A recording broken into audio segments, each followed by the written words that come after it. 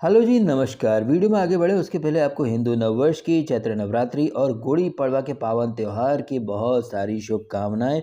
उम्मीद करते हैं, आशा करते हैं, भगवान से प्रार्थना करते हैं कि आने वाला ये नववर्ष आप सभी के लिए काफ़ी मंगलमय हो।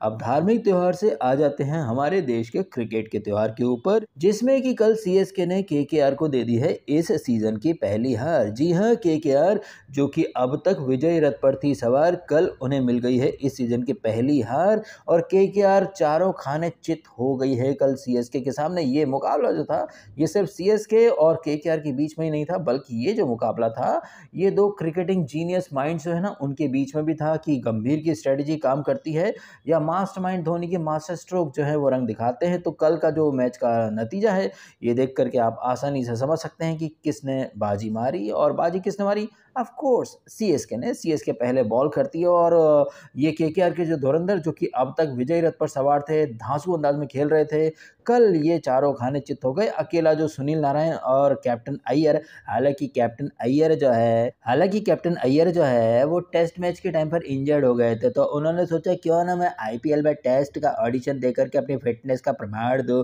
तो भैया 32 गेंदों में 34 रन की टुकटुकाना इनिंग खेलते हैं ये श्रेयस अय्यर है। दूसरा जो छपरी अय्यर है भाई, उसने तो 8 गेंदें खेली लेकिन रन बनाए 3, बट पॉडकास्ट वगैरह में दुनिया भर की बकलोली करता फिरता है ये वेंकटेश अय्यर। सुनील नारायण ने अपना जो मोमेंटम है फॉर्म में बरकरार रखा है, हालांकि उनके स्टैंडर्ड के हिसाब से ये इनिंग भी टुकटुकाना इनिंग में शुमार होती है। बताइए, सुनील नारायण 20 गेंदें खेले और मात्र 27 बनाए। अरे भाई साहब! उसके बाद तो केकेआर के और जो बल्लेबाज हैं उनमें से किसी ने दम नहीं दिखाया। वो जो अंगकृष रघुवंशी है, जो पिछले मैच में हीरो बना था, कल वो ज़ीरो बन गया। बताइए, एक ऐसा पिच जिस पर सीधे बल्ले से शॉट नहीं खेल पा रहे थे केकेआर के बैट्समैन, वहाँ पर ये बंदा रिवर्स स्वीप मारने गया था। और ये जो पिच था, जिसके बारे में पिच रिपोर्ट में ये दावा किया गया था कि ये पिच जो है ये बल्लेबाजों के लिए काफ़ी अच्छा होगा, इट्स अ हार्ड सरफेस, ये है वो है, लेकिन ये पिच जो था, इस पर केकेआर के बल्लेबाजों के लिए रन बनाना किसी मिशन इम्पॉसिबल से कम नहीं था। तो एक चीज़ आप और देखें कि एक बार फिर से साबित हुआ कि आईपीएल के जो एक्सपर्ट्स हैं, ये क्रिकेट एक्सपर्ट्स, इनकी जो पिच रिपोर्ट्स होती हैं वो कितनी ज़्यादा मिसलीडिंग होती हैं। जब ये कहते हैं कि विकेट बल्लेबाजों के लिए अच्छा है, साला उस विकेट पर रन ही नहीं बनते हैं। जब ये कहते हैं कि हाँ स्पिनर्स को विकेट मिलेंगे, तब साला विकेट ही नहीं मिलता स्पिनर्स को। तो कितनी ज़्यादा भ्रामक और मिसलीडिंग पिच रिपोर्ट्स ये लोग देते हैं। लेकिन हमारे देश के जो लोग हैं, जो मीडिया के जो लोग हैं, जो एक्सपर्ट्स हैं, वो इन चीज़ों को इग्नोर कर देंगे। वहीं अगर हम कोई प्रेडिक्शन दें और हमारा प्रेडिक्शन गलत चला जाए, तो लोग हमारे कॉलर पकड़ने आ जाते हैं। लेकिन जब करोड़ों लोगों को मिसलीड करने वाली जो पिच रिपोर्ट्स होती हैं, जो क्लेम्स होते हैं ब्रॉडकास्टर्स की तरफ से, वो इतने भ्रामक और मिसलीडिंग होते हैं, वहाँ पर सबके मुंह में दही जम जाता है। जिन लोगों के मुंह में दही जम जाता है, वो आकर के हमारे कॉलर पकड़ लेंगे कि भाई तूने ऐसा बोला था, गलत प्रेडिक्शन था, ये था, वो था। अब वही लोग हमारा कॉलर फिर से पकड़ेंगे, क्योंकि अब हम कई लोगों के गुर्दे छीलने वाले हैं।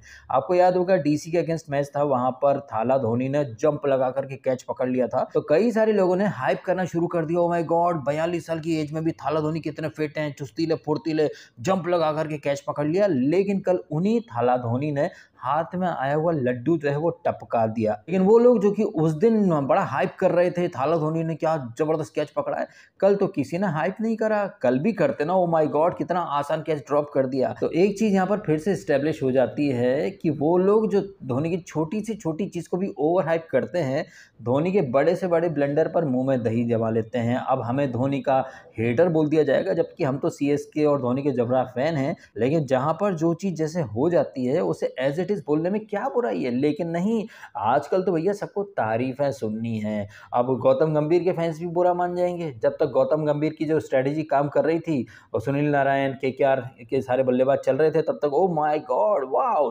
गंभीर का मास्टर स्ट्रोक, मास्टरमाइंड काम कर गया। लेकिन कल जो है गंभीर की स्ट्रेटेजी जो है वो बैकफायर कर गई।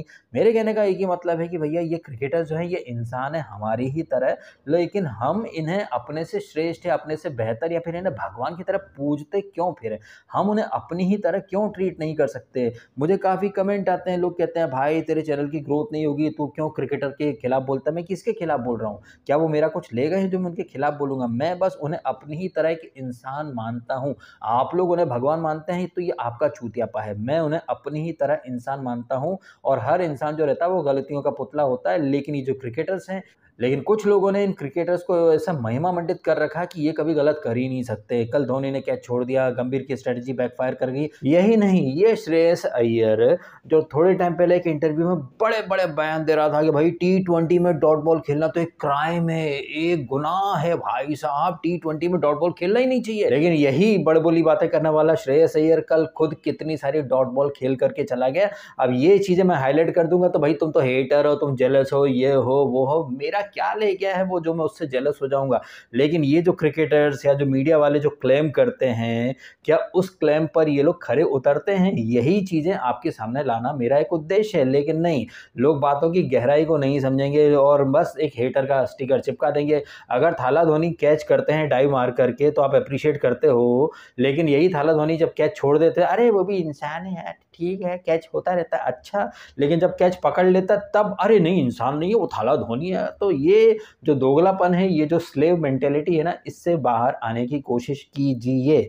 एनीवे, कल के मैच की बात करें तो पहले जड्डू, फिर तुषार देशपांडे, और जिस तरह से लास्ट में मुस्तफिजुर रहमान ने जो बॉलिंग करी है भाई साहब, वो दिखने में जरूर खजूर है लेकिन उसे मारना बहुत मुश्किल हो जाता है। कल तो रसल भी सुपर डुपर फ्लॉप हो गया है मुस्तफिजुर के सामने। और ये जो पिच था जो कि केकेआर के बल्लेबाजों के लिए मतलब मिशन इम्पॉसिबल था, बट पिच रिपोर्ट में कहा गया था कि पिच बहुत अच्छा होगा। तो ये जो आईपीएल के जो पिच रिपोर्ट्स हैं ये कितनी ज़्यादा उलट पुलट होती हैं ये आपने देखा। और फिर बाद में ये जो टारगेट था ऐसे चेस करना तो मतलब एकदम पार्क में घूमने के जैसा था, क्योंकि बाद में ड्यू गिरना शुरू हो गई थी, बैटिंग बहुत ईजी हो गई थी और टारगेट भी इतना कोई खास बड़ा था नहीं कि कोई ज़्यादा पैनिक बटन वहाँ पर ऑन किया जाता।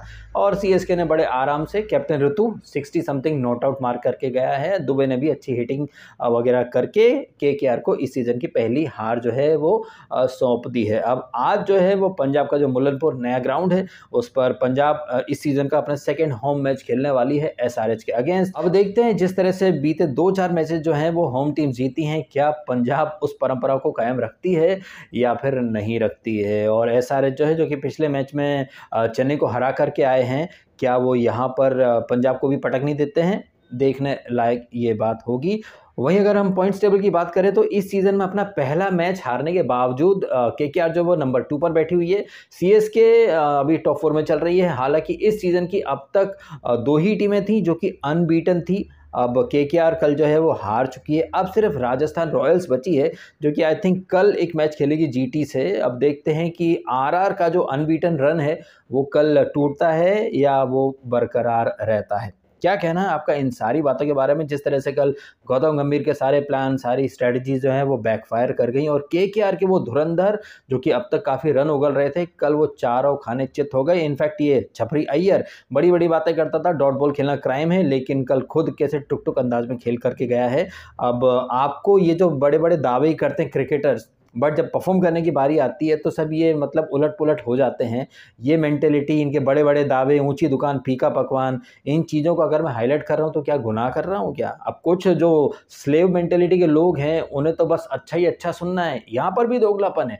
आप एक क्रिकेटर के नाम की डीपी लगा लो, उसके नाम से अपना आईडी बना लो, उसकी फ़ोटो लगा लो, दिन भर उसके बारे में ट्वीट करो, दिन भर उसकी तारीफ़ें करो, तब कोई नहीं बोलेगा कि भाई तुम उसके नाम से फुटेज ले रहे हो। बट जब आप जो हकीकत है ना, जो परफॉर्मेंस दे रहा है वो क्रिकेटर, उसे एज इट इज़ आप अपने वीडियो में हाईलाइट कर दो तो आपको हेटर बोल दिया जाता है, तुम्हारे चैनल जो है वो उसके नाम से चल रहा है, ये है वो है।